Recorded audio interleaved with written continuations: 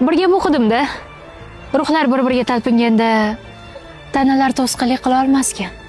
Hech mavjud bo'lmagan insonni sevish haqida o'ylab ko'rganmisiz? Mana bu asarning qahramonining boshida xuddi shu holat o'tadi. Umuman kitob o'qishni yaxshi ko'rmaydigan qizga chol bitta sehrli kitob sovg'a qiladi va qiz kitobni ochgan paytda o'sha asarning voqeligini ichiga tushib qoladi. Boshqa bir inson hayotida yashaydi, sevadi, oila quradi, farzandli bo'ladi va ko'zini ochganda hammasi xuddi tushga o'xshaydi. Lekin voqealar qizning esidan hech qachon chiqmaydi. Qiz yana qayta va qayta boshqa bir kitobdan o'qishni boshlaydi, boshqa hayotda yashaydi, lekin yana o'sha birinchi sevgisini qo'msaydi.